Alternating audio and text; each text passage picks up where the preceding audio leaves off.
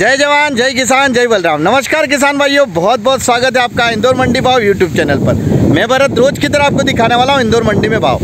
फिलहाल किसान भाइयों मैं हूँ अभी एक खेत में, और अगर देखा जाए तो कहीं ना कहीं गेहूँ जो है वो लगभग देखा जाए तो पक चुके हैं, सूखने को आ चुके हैं। और मैं आपसे आज ये जानना चाहता हूँ कि क्या आप किसान भाइयों ने किसने इस बार गेहूँ लगाया है। दूसरा प्रश्न मेरा ये है, देखिए ये भी एक सर्वे का पार्ट है अगर देखा जाए तो।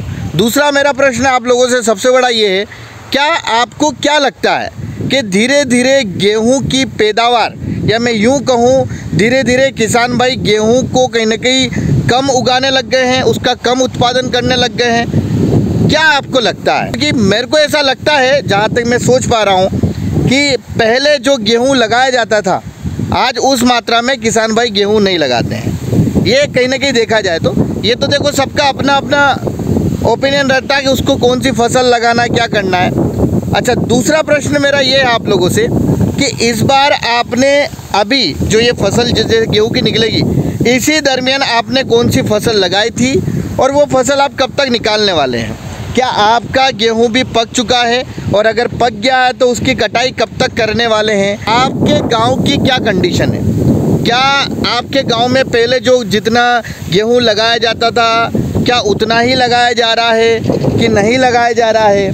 फ़िलहाल मैं हूं अभी कनाड़िया की तरफ, जहां मैं रहता हूं उधर, और ये अभी ये रोड चलता रहता है कहीं ना कहीं। तो अगर इधर देखेंगे हम आसपास तो आप देखेंगे तो लगभग सब जगह अपने को गेहूँ देखने को मिलेगा। तो मेरा प्रश्न ये था आप लोगों से कि आपने कोई अलग फसल लगाई क्या, या ऐसी कोई फसल है आपकी नज़र में जो इस समय की जा सकती है और उससे किसान भाइयों को अच्छा मुनाफा मिल सकता है? मतलब आपकी नज़र में नहीं, आप कर रहे हो, या आपने देखा यार कि ये फसल करने से कहीं ना कहीं किसान भाई को बेनिफिट मिल सकता है, उसको कहीं ना कहीं फ़ायदा मिल सकता है। तो ऐसी कौन सी फसल जो है वो आप कर रहे हो? भले आपने चलो गेहूँ तो कर ही रहे हो, लेकिन गेहूँ के अलावा और कौन सी ऐसी फसल है जो आप कर रहे हो? तो वो भी आप कमेंट्स के माध्यम से ज़रूर बताइएगा। अच्छा, दूसरी चीज़ ये है कि मुझे लगता है कि गेहूं की अब धीरे धीरे डिमांड जो है वो वापस बढ़ेगी, क्योंकि ये आप खुद भी जानते हो, गेहूं हो गया या चना हो गया, चने में भी हम लोग देख रहे हैं कि चना भी बहुत कम किसान भाई लगाने लग गए अब, क्योंकि पहले जिस मात्रा में चना लगाया जाता था आज वो मात्रा बहुत कम हो गई है। और इसलिए हम देखते हैं चने की फसल का दाम, या मैं बोलूँ कि चाहे वो डॉलर हो चाहे देशी चना हो, उनके दाम आजकल बहुत अच्छे मिल रहे हैं। और मेरा आप लोगों से ये बोलना है कि क्या आप अगर कोई साइंटिफिक खेती कर रहे हैं तो वो कौन सी फसल कर रहे हैं?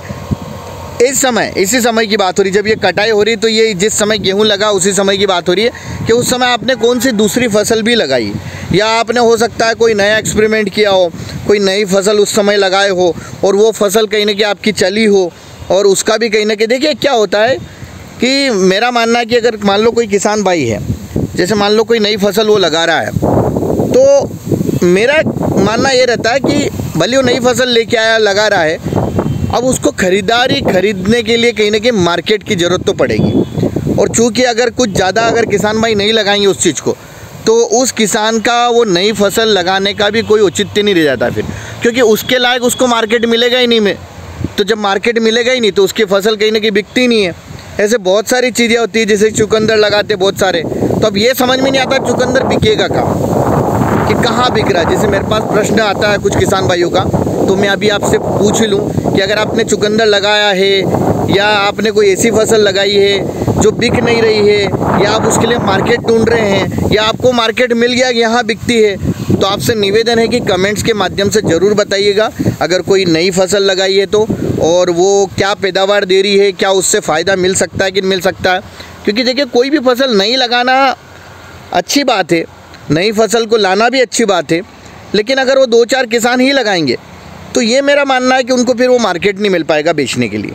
तो अगर आपको पैदावार अच्छी मिल रही है, उससे बेनिफिट ज़्यादा मिल रहा है, तो मैं ये चाहूँगा कि आप किसान भाइयों को भी बताएं वो चीज़ कि ये लगाने से हमको फ़ायदा मिल रहा है।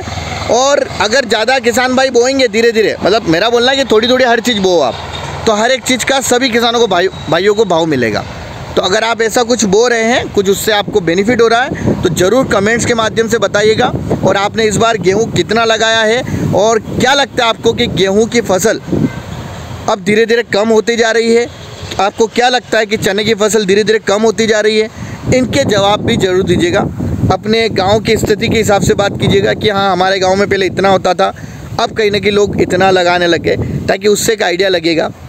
देखिए, उससे भी कहीं ना कहीं एक सर्वे निकल के सामने आता है कि आगे किस चीज़ को किसान भाई लगा सकते हैं। एक हम लोग एक और वीडियो इस तरह का बनाने वाले हैं जिसमें हम ये पूछने वाले कि किसान भाई इस बार अगली बार कितना लहसुन लगाएंगे, क्या उनका प्लान चल रहा है, क्योंकि वो प्लानिंग तो अभी से पता लगेगी। कोई ज़्यादा लगाया, कोई कम लगाएगा, तो एक अवेयरनेस लेके आएंगे अपन कि थोड़ा थोड़ा सबको लगाना है। कहीं ऐसा ना हो कि इस बार भाव, पिछली बार भी भाव बहुत अच्छे थे, इस बार भी भाव बहुत अच्छे थे, तो किसान भाई के दिमाग में चल रहा है इस बार तो और बो देंगे, जितना भाव उसका और ज़्यादा बढ़ा देंगे। तो पता है ऐसा ना हो कभी कि इतना लगा दिया हो कि जिसका भाव फिर मिले ही नहीं, तो कभी कभी ऐसा भी होता है।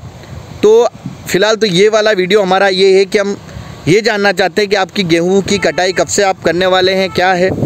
दूसरा प्रश्न हमारा ये कि क्या गेहूं कम होता जा रहा है, धीरे धीरे किसान कम लगाते जा रहा है, और लगा रहा है तो कितना प्रतिशत लगा रहा है, आपके गांव में कितना प्रतिशत लगा, और आपके गांव का नाम भी ज़रूर लिखिएगा।